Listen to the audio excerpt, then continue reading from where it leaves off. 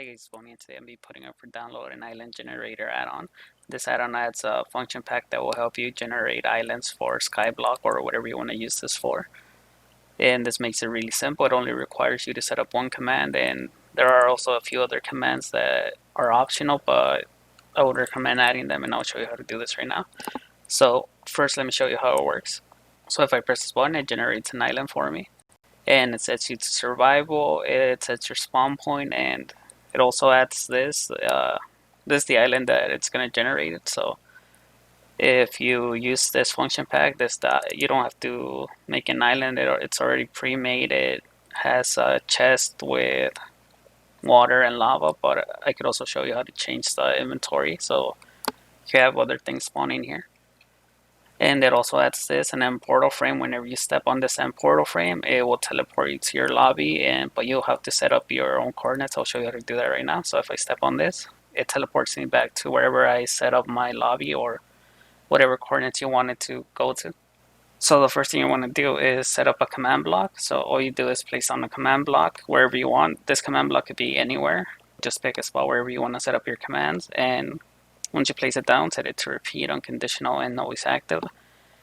And this is the command that you're going to type in. It's going to be function island. That's all you have to do, and that will make the island generator work. And that's pretty much all you have to set up. But you also, and this is a very important part, is that you have to add a ticking area. And if you don't know what a ticking area is, wherever you set up a ticking area, it will keep all the commands inside that area active. So it doesn't matter how far away you go, it will keep the commands active. And it's very important that you add one, because if you don't add it, this will not work. So to add it, just go wherever your commands are, just stand like in the middle wherever they are, and then just type in ticking area, add, then circle, and then tilde, and then 4, and that's all you have to do. So once you do that, it will keep these commands wherever you set the ticking area up active. Next, what you want to do is set up wherever you want the generator to be activated from. For this, I just use this as a quick example. So it's just one command block and a button, and all you have to do is put a command block, set it to impulse, unconditional, and needs redstone. And this is the command that you're going to type inside of it. So it's going to be tag at p bracket tag equals, and then make sure you put this symbol, and then home, and then close bracket, and then add gen. So once you generate your first island, it's going to give you a home tag. And what this is doing, it's testing if you don't have the home tag. So if you already generated your island, it's not going to generate another one.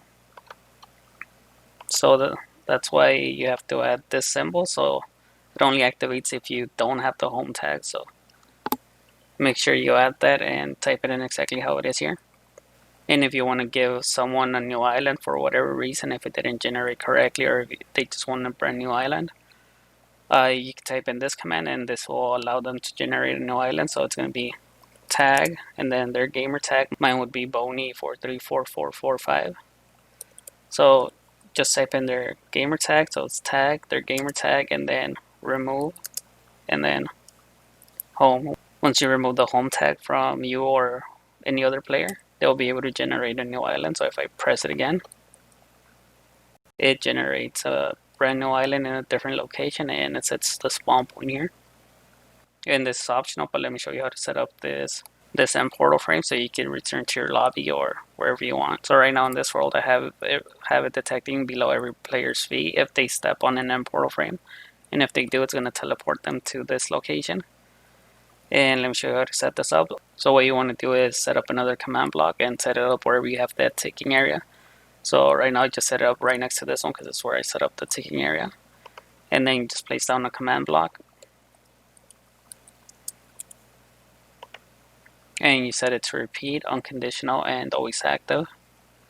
And this is the command that you're going to type in. So it's going to be execute at a, and then tilde. So it's going to be executing at all the players, and it's going to be detecting, and then tilde negative 0.5, and then tilde again. So it's going to be detecting half a block below their feet, and then you type in the block that you want them to be searching for. So this is going to be detecting an end portal frame with the damage of 0.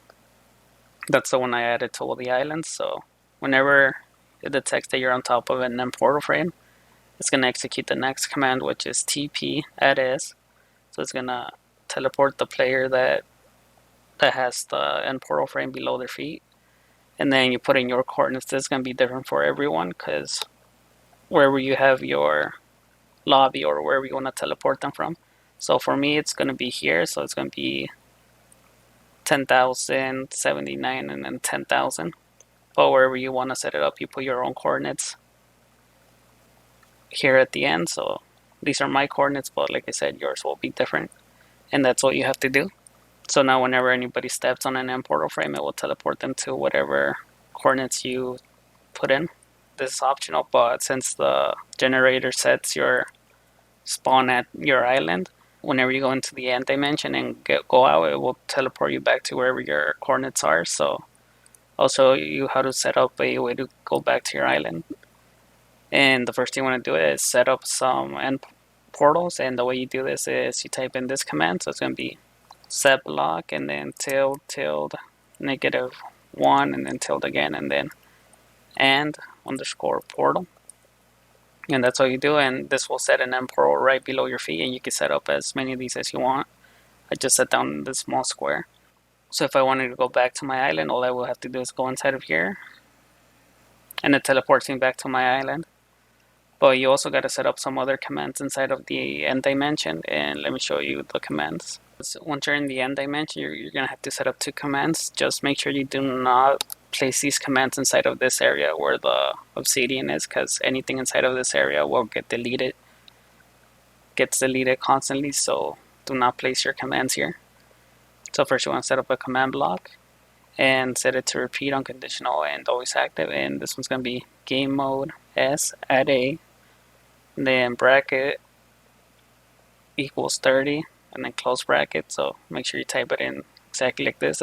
This will change any player's game mode to survival, whoever goes into the end dimension.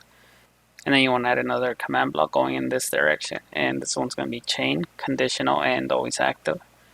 And this is the command, so it's going to be execute add a r equals 30, then tilde SetBlock, and then tilde and _portal. This will set an end portal below anybody's feet that goes into the end dimension. So this will teleport them back into their island.